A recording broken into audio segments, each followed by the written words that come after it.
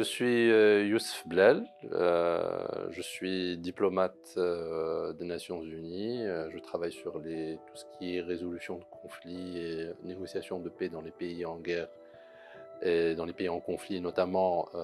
au niveau de la Corne de l'Afrique. Et je suis aussi universitaire, politiste et anthropologue. Euh, j'ai travaillé sur les questions justement d'islam, y compris en Afrique. Et l'occasion de ce séminaire sur le thème de penser l'Afrique, l'islam en Afrique, de penser l'islam depuis l'Afrique, et nous invite à questionner au fond la relation entre une foi et un territoire, entre un message religieux et une géographie, entre une religion et un continent. Et de ce point de vue, penser l'islam depuis l'Afrique, c'est questionner à la fois l'islam, se poser la question, c'est nous éclaircir sur ce qu'on entend par l'islam et ce qui est islamique, et aussi ce qu'on entend par l'Afrique et ce qui est africain. Et je dirais que penser l'islam depuis l'Afrique, c'est prendre en compte le fait que dès l'origine, dès les premières années de la révélation du message islamique, l'islam est dès le départ une religion africaine. Et là, à travers la migration, la première migration, la première hijra des compagnons du prophète, y compris de sa fille Ruqayya et de son gendre, qui sera futur calife Uthman ibn Affan, euh, qui trouveront refuge en Abyssinie, par le Négus d'Abyssinie, et qui correspond, l'Abyssinie, c'est-à-dire qui correspond au territoire de l'Éthiopie, ce qu'on appelle l'Habasha en arabe, ou aussi en amharique dans la langue abyssinienne. Donc tenir compte du fait que la diffusion aussi de l'islam dès les premières années de la révélation se fait à travers le continent, à travers non seulement un territoire, parce que quand on pense Afrique, il faut aussi penser aux mers, aussi bien aux océans, notamment l'océan Indien, la mer Rouge,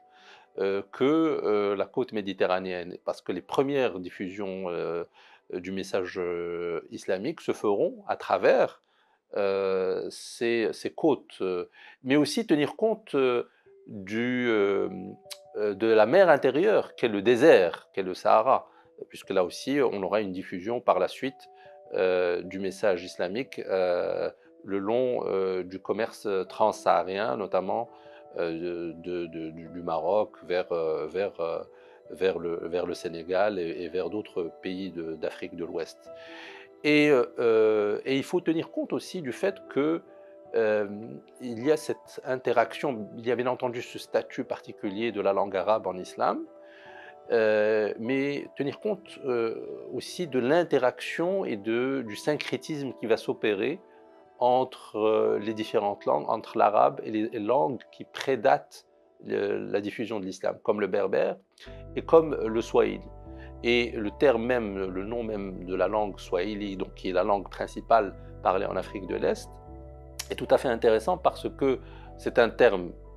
qui est dérivé de l'arabe, sawahli, et donc qui vient donc Sawahel, qui vient du littoral, et donc qui veut dire littéralement ce qui est associé au littoral, ce qui relève des gens qui viennent du littoral, qui viennent de la côte en bord de mer, parce que l'interaction première qui s'est faite avec l'islam s'est faite à travers les côtes, à travers la mer et à travers le commerce euh, au niveau de la mer Rouge et au niveau de l'océan Indien. Et ce qui fait que aujourd'hui, il faut bien voir que à travers la multiplicité de ces langues, à travers aussi la relation qu'a l'islam avec d'autres confessions, d'autres religions, la multiplicité ethnique autour duquel se compose le continent africain, tout ceci fait que l'islam fait partie de cette identité africaine qui ne date pas d'hier, donc qui s'étend sur plusieurs siècles et qui est aussi une forme de démenti à ce que certains orientalistes ou ce qu'on pouvait trouver par exemple dans la pensée européenne du 19e siècle chez un penseur aussi influent que Hegel, que le philosophe allemand Hegel, qui dans sa philosophie d'histoire disait par exemple que l'Afrique du Nord n'était pas en réalité l'Afrique, qu'elle était, que l'Afrique pour lui, dans son histoire mondiale, ne relevait pas, l'Afrique proprement dite, c'est l'Afrique, selon lui, qui se situe en dessous du Sahara, au sud du Sahara, ce qu'on appelle aujourd'hui l'Afrique subsaharienne. Et pour lui, l'Afrique du Nord faisait partie de l'Europe. Euh, Or, la réalité historique, la manière dont